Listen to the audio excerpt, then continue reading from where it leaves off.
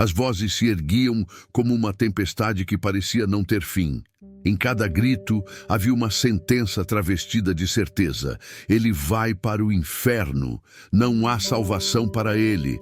Condenado, perdido, sem perdão. A praça da cidade, onde carrinhos e conversas se encontravam, transformou-se naquela tarde numa corte popular, onde o veredito parecia ter sido proferido antes de qualquer defesa.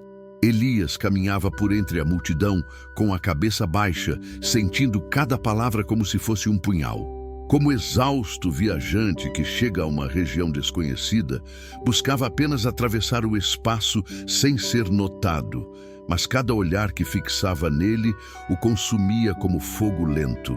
Ele não nascera marcado pela infâmia. Elias crescera em ruas apertadas e casas simples, com o calor de uma família que sabia dividir pouco e rezar muito. Não possuía riquezas nem status. Tinha mãos calejadas pelo trabalho e um hábito antigo de ajudar quem precisava. Dava o último pão àquele que passava fome, visitava doentes e participava das reuniões da comunidade com sinceridade. Sua fé era prática e discreta. Não precisava de holofotes para existir. Por isso, quando a fofoca começou a circular, tudo lhe pareceu mais incompreensível do que aterrorizante, até que a ignorância alheia se transformou em violência pública. Rumores são como fogo em pasto seco. Alguém insinuou uma coisa, outra pessoa acrescentou um detalhe, e em pouco tempo a história ganhou corpo próprio. O que começou como sussurro nas margens do mercado tornou-se assunto nas mesas das casas e nos encontros da praça. Havia quem se alimentasse do escândalo como quem busca novidade. Havia quem preferisse a narrativa pronta a investigar a verdade. Em poucos dias, as palavras voltaram-se contra Elias como lâminas. O mesmo lugar onde acostumava a receber um aceno, passou a recebê-lo com gestos de afastamento. Aquelas mãos que antes lhe ofereciam auxílio, agora apontavam acusação. Quando o primeiro coro de condenação estourou, ele tentou escutar como se ainda fosse um ruído distante.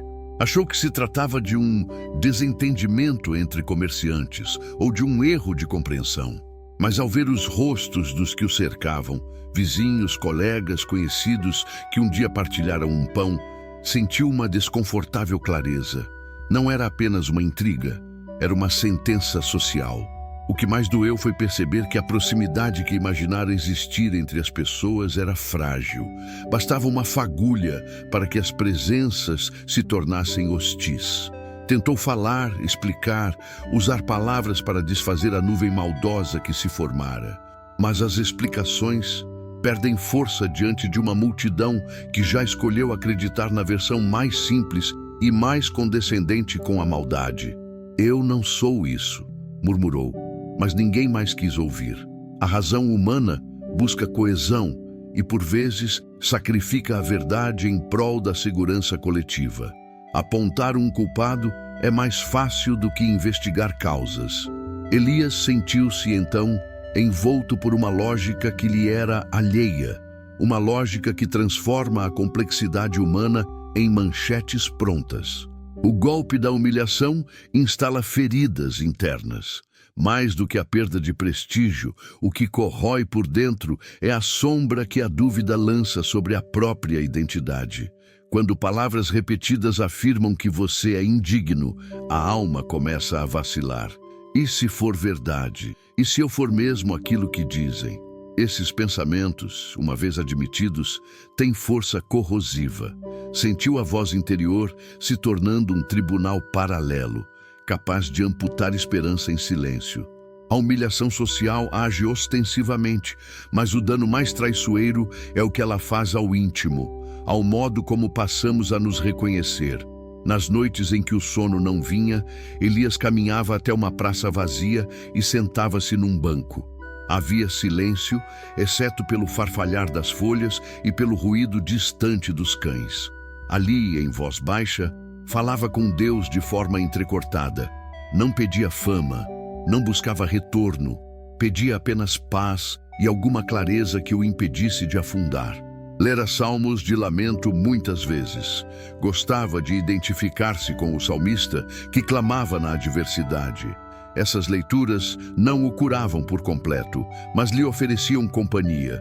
Havia, naquele passado sagrado, outras almas que haviam conhecido injustiça, e isso refrescava seu fôlego.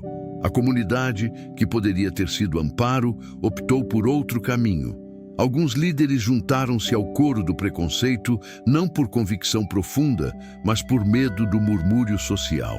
Comodidade e desejo de manter posição uniram-se ao prudente afastamento. Conforto coletivo, manutenção de imagem, receio do escândalo, todos ingredientes que empurraram Elias para a margem.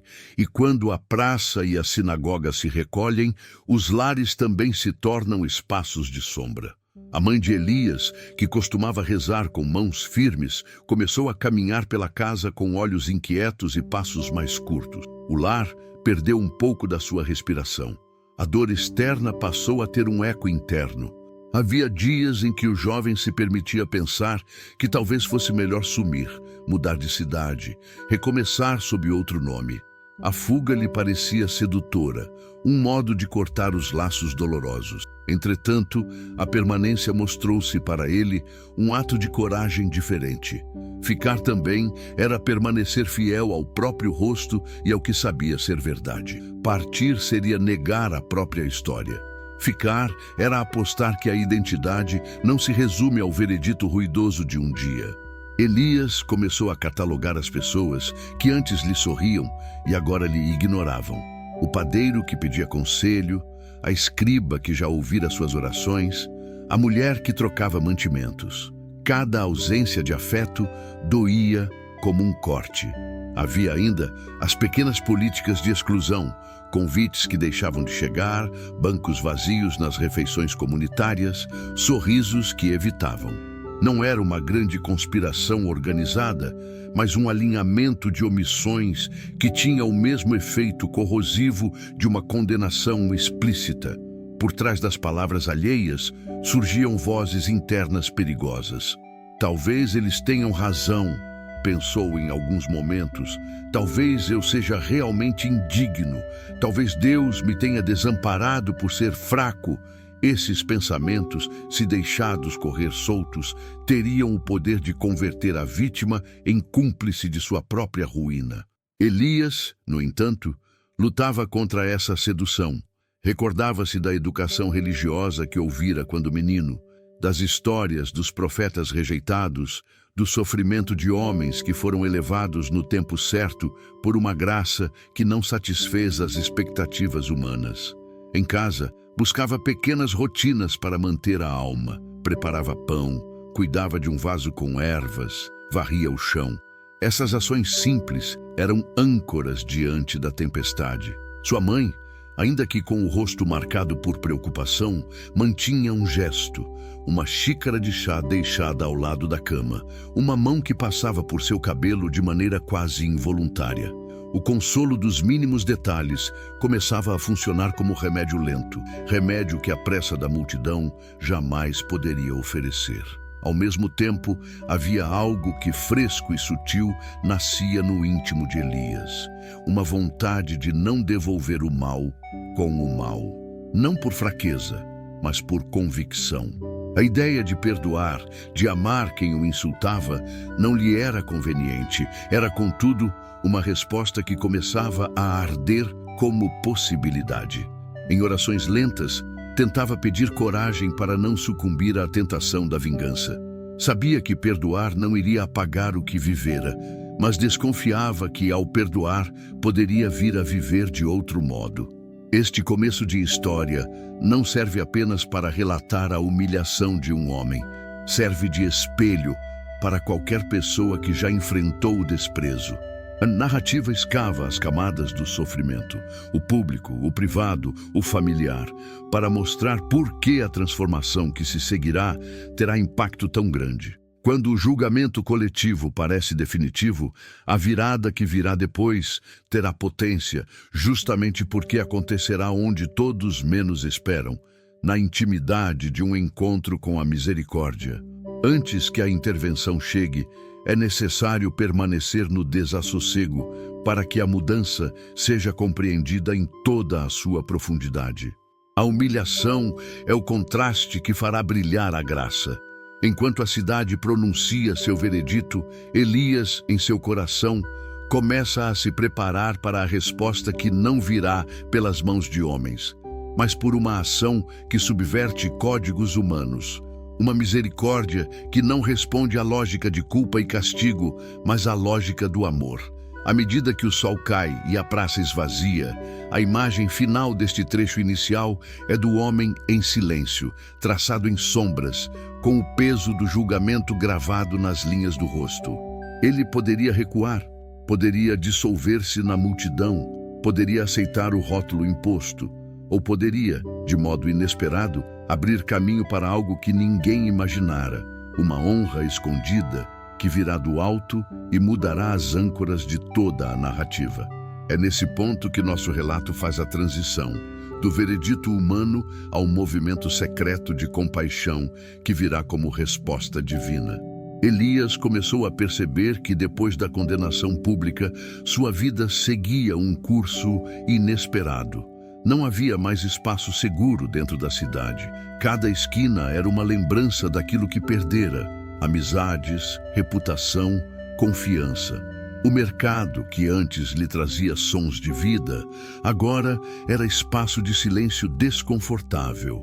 As pessoas o viam, mas fingiam não enxergar. E quando os olhares se encontravam, logo eram desviados, como se a presença dele fosse um fardo que ninguém queria carregar. A alma humana é profundamente social, e quando alguém é privado da convivência, sente como se fosse arrancado de um corpo maior. Elias, isolado, descobria na pele o que significa estar à margem. Já não participava de conversas, não recebia convites, não tinha plateia para suas palavras. Sentia-se como uma árvore plantada em solo árido, sem raízes que lhe dessem sustentação. Havia em seus dias uma secura que parecia atravessar não apenas seu coração, mas até mesmo sua pele. Porém, havia algo ainda mais doloroso: a sensação de que até mesmo sua fé estava em silêncio. Elias sempre acreditara em Deus, mas agora, quando mais precisava, não ouvia resposta imediata. Ao orar, era como se suas palavras subissem apenas alguns metros e depois caíssem de volta. Essa ausência de resposta o feriu profundamente, como se até o céu tivesse se juntado ao coro que dizia: "Você não tem valor, você está perdido, você está condenado." Mesmo assim, ele insistia em orar. A cada madrugada, levantava-se e se ajoelhava, não por sentir vontade, mas porque sabia que sem isso, sua alma se quebraria. Orava em lágrimas, com frases curtas, sem adornos, dizendo apenas: "Senhor, não me deixe sozinho. Se ainda há em mim algo de bom, não retire a tua presença de mim." Nessas orações quebradas não havia eloquência, mas havia verdade. Foi nesse período que Elias descobriu o poder do silêncio. No começo, o silêncio parecia vazio, mas com o tempo ele percebeu que, naquele silêncio, algo estava sendo moldado. Era como se Deus estivesse usando a ausência de respostas para ensinar-lhe a ouvir de forma diferente. Não era mais a voz que vinha de fora, mas um sussurro suave que começava a se formar dentro dele, lembrando-o das escrituras que aprendera na infância. "Ainda que meu pai e minha mãe me desamparem, o Senhor me acolherá." Elias então começou a enxergar a humilhação sob outra ótica. Se antes via apenas dor, agora começava a compreender que havia uma preparação acontecendo. A rejeição humana estava o forçando a buscar uma intimidade mais profunda com Deus. Algo que talvez nunca tivesse experimentado se estivesse confortável. Era como o ouro que passa pelo fogo. O processo dói, mas o resultado é pureza. Ainda assim, os ataques não cessaram. A cada vez que ia ao mercado, havia alguém para murmurar, alguém para rir, alguém para lançar olhares de desprezo. Mas, ao invés de devolver com palavras duras, Elias começou a responder com silêncio e, mais tarde, com pequenas demonstrações de bondade. Um homem que zombava dele precisou de ajuda para carregar um saco de trigo. Elias, sem dizer nada, pegou uma ponta e o ajudou a levar até sua casa. O homem ficou desconcertado, sem palavras. Elias descobria ali que o perdão não era apenas um discurso, mas uma escolha diária. À noite, sozinho em seu quarto, refletia sobre tudo isso. Entendia que ainda não estava livre da dor, mas já não era o mesmo homem que entrara naquele vale de humilhação. Algo nele estava mudando, ainda que lentamente. Percebia que sua identidade não poderia ser construída a partir do que os outros diziam. Havia uma verdade maior. Ele era amado por Deus, ainda que rejeitado pelos homens. E essa certeza começava a plantar sementes de esperança dentro dele. Os dias se transformaram em semanas e Elias começou a viver um paradoxo. Quanto mais era rejeitado pelos homens, mais percebia pequenos sinais de que Deus ainda o sustentava. Esses sinais não vinham em forma de grandes milagres, mas em detalhes que só um coração atento poderia reconhecer.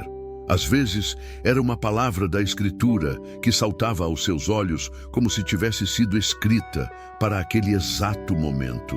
Outras vezes, era uma lembrança de algo bom do passado, que reacendia em sua memória como fagulha de esperança. Numa noite fria, por exemplo, enquanto todos se recolhiam às suas casas, Elias caminhava pela cidade vazia, sentindo-se o homem mais sozinho do mundo. Ele olhou para o céu e viu uma estrela brilhar de maneira intensa, diferente das demais. No íntimo, ouviu como que um sussurro: assim como essa luz brilha no meio da escuridão, eu estou contigo. Não havia espetáculo visível para os outros, mas para Elias foi como se o próprio céu tivesse se inclinado sobre sua dor. Ao mesmo tempo, sua rotina continuava marcada pela dureza da exclusão. No mercado, ouviu mais de uma vez: lá vai ele, o condenado. Alguns evitavam até mesmo tocar nele, como se fosse impuro, mas Elias começou a transformar esses momentos em oportunidades de exercitar o perdão. Não era fácil. Cada palavra doía, mas ele fazia questão de responder sem rancor, pedindo em silêncio: Senhor, não permita que eu me torne aquilo que eles dizem que eu sou. Mantém meu coração puro, mesmo quando sou ferido. Essa postura começou a confundir algumas pessoas. Era esperado que ele revidasse, que respondesse à altura, que devolvesse humilhação com humilhação. Mas Elias estava aprendendo algo que só quem anda com Deus descobre. A verdadeira força não está em gritar mais alto, mas em permanecer de pé quando todos querem que você caia. Aos poucos, ele se tornava um testemunho vivo, ainda que silencioso, daquilo que significa resistir sem se corromper. Certa vez, um jovem que sempre zombava dele adoeceu gravemente. Ninguém acreditava que sobreviveria. A família, desesperada, não tinha para onde correr. Foi então que, em segredo, Elias passou noites orando por aquele rapaz. Pediu que Deus tivesse misericórdia, que não levasse em conta as ofensas e zombarias, mas que mostrasse sua bondade. Depois de dias de enfermidade, o jovem começou a melhorar, surpreendendo até os mais experientes. A notícia correu. Ninguém entendia como aquilo havia acontecido. Elias não contou a ninguém sobre suas orações. Guardou aquilo como um segredo entre ele e Deus, uma confirmação de que o Senhor estava ouvindo, ainda que em silêncio. Esse episódio fortaleceu sua fé. Ele percebeu que o verdadeiro poder de Deus não se manifesta para impressionar multidões, mas para revelar amor. Entendeu que mesmo que todos o acusassem, Jesus permanecia ao seu lado, pronto para interceder em seu favor. Essa certeza começou a encher seu coração de coragem.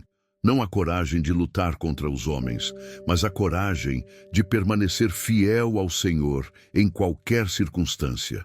Ao refletir sobre tudo isso, Elias começou a enxergar a humilhação como um campo de treinamento espiritual. Se antes ele via apenas vergonha, agora percebia que estava sendo preparado para algo maior.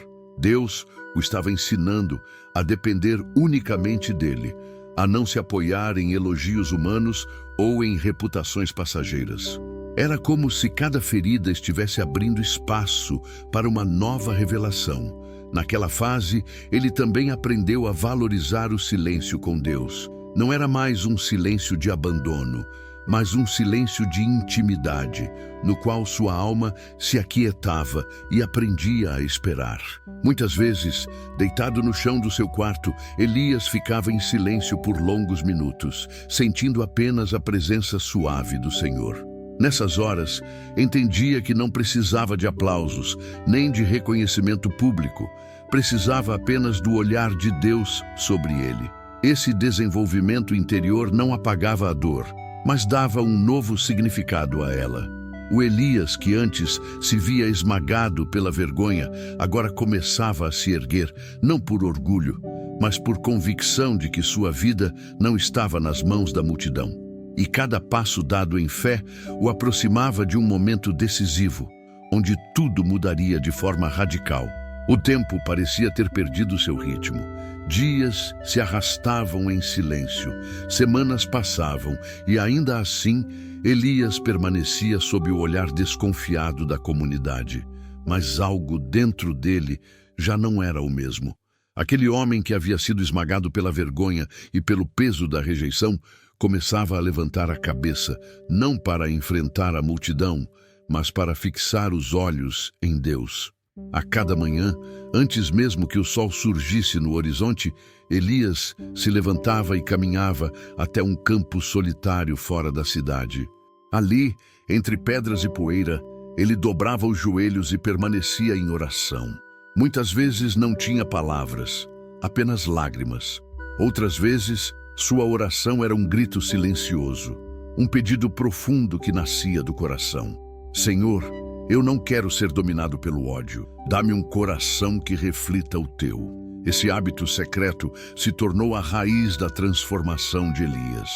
Aos olhos da cidade, ele era ainda um homem condenado, mas aos olhos do céu, ele estava sendo moldado em silêncio. Era como se cada humilhação se transformasse em combustível para uma busca ainda mais intensa por intimidade com Deus. E, no secreto, o Senhor começava a honrá-lo de maneiras que ninguém podia ver. Em uma dessas manhãs, enquanto orava, Elias sentiu uma paz que não vinha de si mesmo. Era como se mãos invisíveis tivessem tocado sua alma. Ele lembrou das palavras de Jesus. Quando orares, entra no teu quarto, fecha a porta e ora a teu pai que está em secreto. E teu pai, que vê em secreto, te recompensará. Essas palavras ganharam vida nele. Pela primeira vez, Elias entendeu que a verdadeira honra não precisava de plateia. O que o mundo lhe negava, Deus estava pronto para oferecer em segredo. Elias também começou a perceber que o perdão não era apenas um mandamento, mas uma chave espiritual. Cada vez que orava pelos que o humilhavam, sentia que correntes eram quebradas dentro de si. Ele já não carregava o peso do rancor, e isso o libertava. O fardo da vergonha ainda estava presente, mas já não o dominava. O que antes era um grito de dor, agora se tornava um cântico de confiança. Aos poucos, alguns começaram a notar essa mudança. Uma vizinha, que sempre o evitava, observou certa vez como Elias, mesmo depois de ser insultado, ajudou um idoso a carregar água até sua casa. Um comerciante, que antes o desprezava, viu-o dividir o pouco que tinha com uma família necessitada. Essas pequenas atitudes não eram fruto de autopromoção, mas de um coração que estava sendo transformado. E, sem que Elias percebesse, sua vida começava a ser um testemunho silencioso da graça. No entanto, a multidão como um todo continuava impiedosa. O rótulo de perdido ainda pesava sobre ele. Muitos continuavam a dizer: esse homem vai para o inferno. Não há volta para ele. Mas Elias agora já não dependia dessas vozes para viver. Ele havia descoberto algo maior, a voz do Pai, que no secreto lhe dizia: tu és meu filho amado, eu te honro, ainda que o mundo não veja.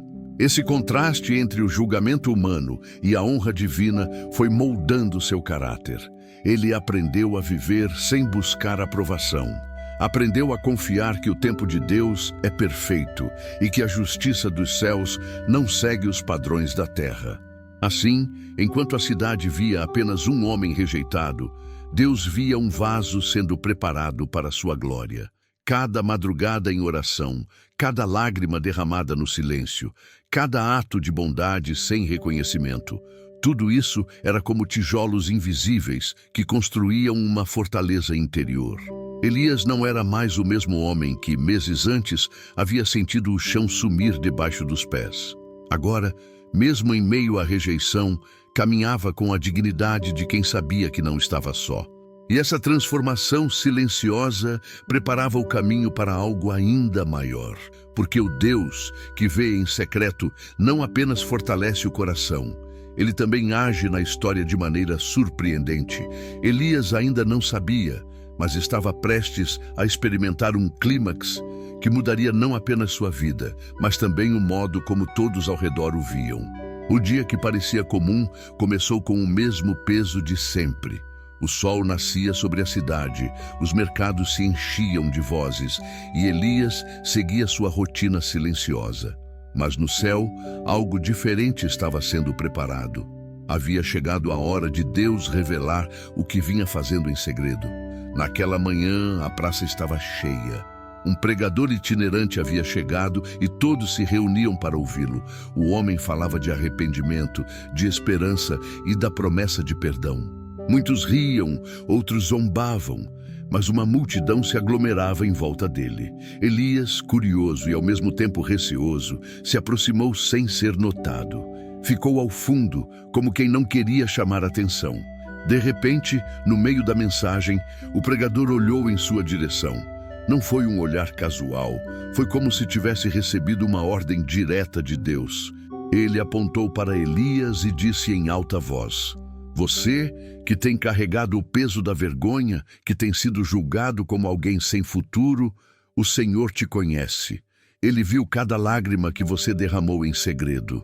Ele sabe o quanto você foi humilhado em público. E hoje, ele declara diante de todos: este é meu filho, e eu o honro." Um silêncio cortante tomou conta da praça. Todos os olhares se voltaram para Elias. Os mesmos que antes riam dele, agora ficaram paralisados. Uns cochichavam: "Ele está falando de Elias?" Outros murmuravam: "Isso não pode ser verdade, ele não merece." Mas o pregador continuava com voz firme: "O mundo disse que você estava condenado, mas Jesus disse: eu vim buscar e salvar o que se havia perdido.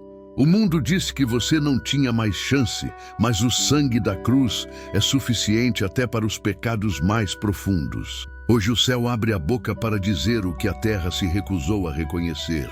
Deus te perdoa, Deus te restaura, Deus te honra." As palavras cortavam como espada, mas também curavam como bálsamo. Elias sentiu as pernas fraquejarem. Lágrimas desciam pelo seu rosto sem que ele pudesse controlar. Não era mais apenas uma promessa secreta, era a voz pública de Deus quebrando anos de humilhação. O mesmo lugar onde fora rejeitado se tornava agora o lugar onde Deus o levantava. A multidão reagia de diferentes formas. Alguns caíam em si, lembrando-se das vezes que o apontaram, zombaram e o amaldiçoaram. Outros, tomados pela incredulidade, balançavam a cabeça, incapazes de aceitar que alguém como Elias pudesse ser alvo da graça divina. Mas havia também os que choravam, tocados pelo testemunho vivo diante de seus olhos. E então, o pregador fez algo ainda mais ousado. Chamou Elias para a frente. O coração de Elias disparou. Cada passo parecia pesar toneladas, mas ele foi. Quando chegou ao centro da praça, o homem colocou as mãos sobre seus ombros e orou em voz alta: "Senhor, aqui está o teu servo.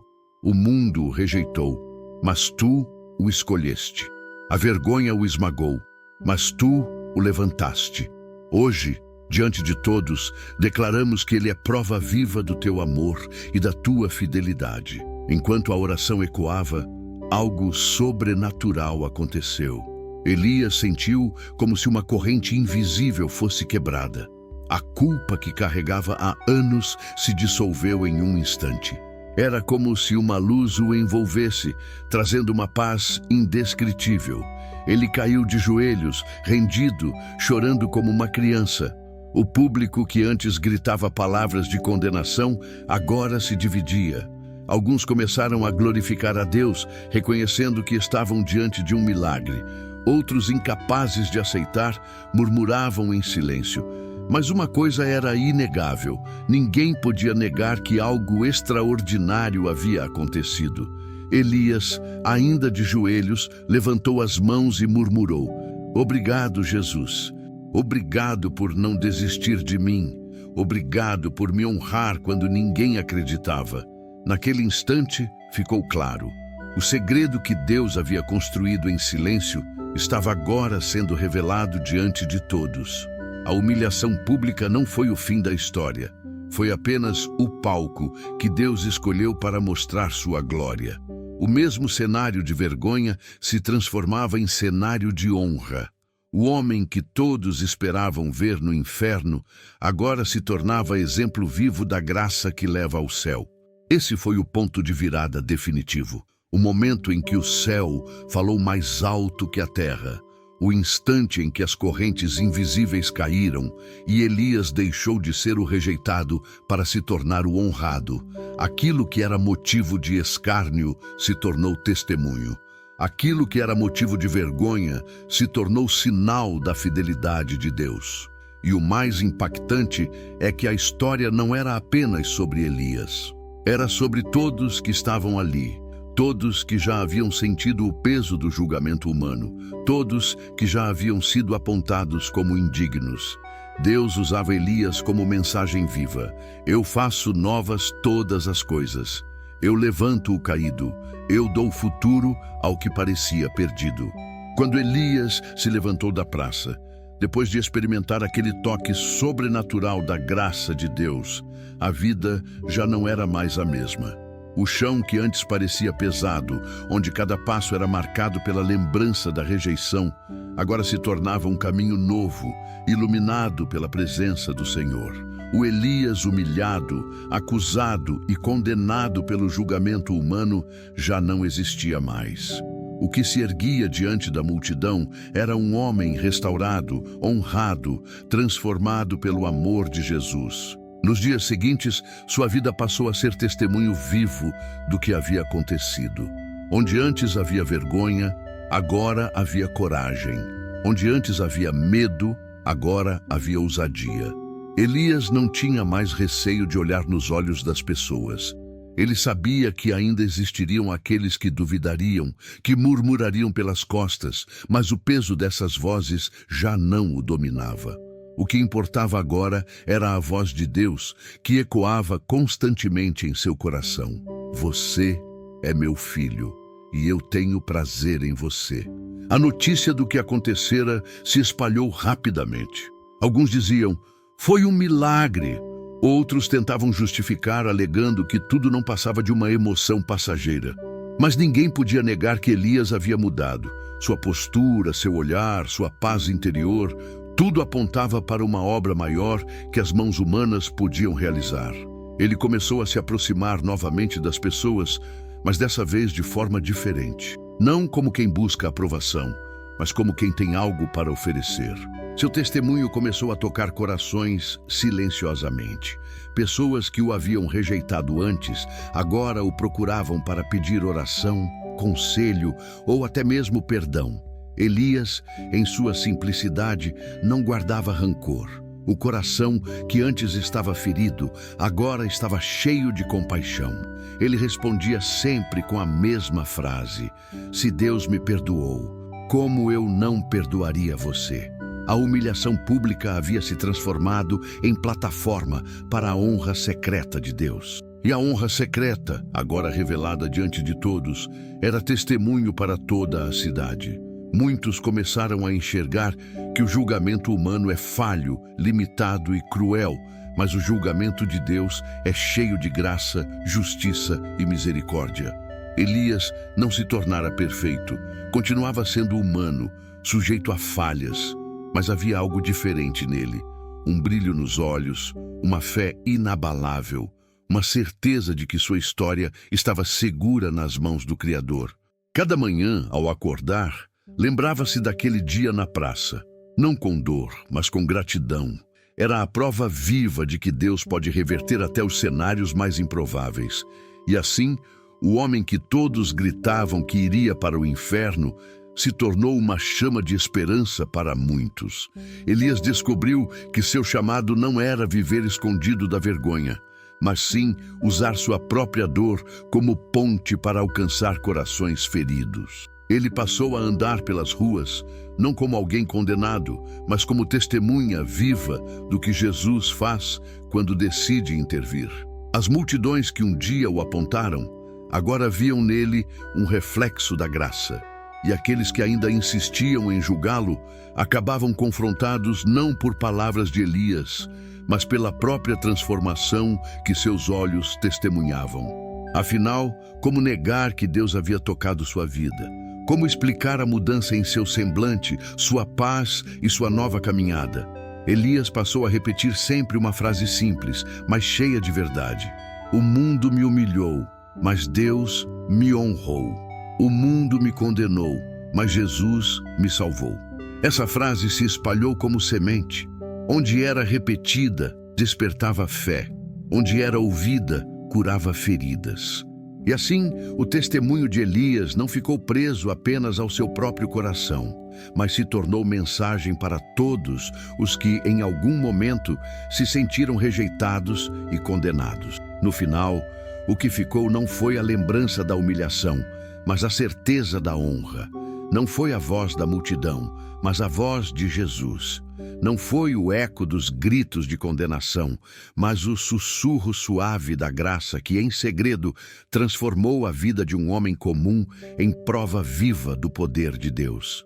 E você, ao ouvir essa história, talvez também carregue lembranças de humilhação, rejeição ou julgamento. Talvez também tenha ouvido vozes dizendo que não há mais saída, que seu destino já está traçado, que você não é digno. Mas a vida de Elias nos mostra que essas vozes não são a última palavra. A última palavra sempre será a de Jesus. E ele diz: eu vim para que tenham vida e a tenham em abundância. Seja qual for o deserto, a vergonha ou a dor que você carrega, saiba que Deus também está trabalhando em segredo na sua vida. Ele vê suas lágrimas, conhece suas lutas e, no tempo certo, revelará diante de todos aquilo que foi construído no silêncio da sua fé.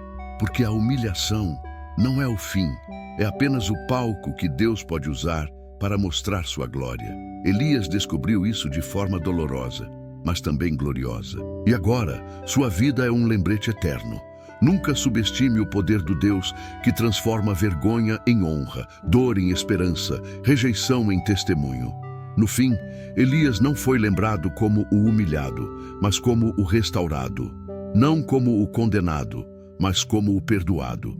E sua história continua a ecoar, trazendo esperança a todos que precisam ouvir que Jesus ainda faz o inacreditável.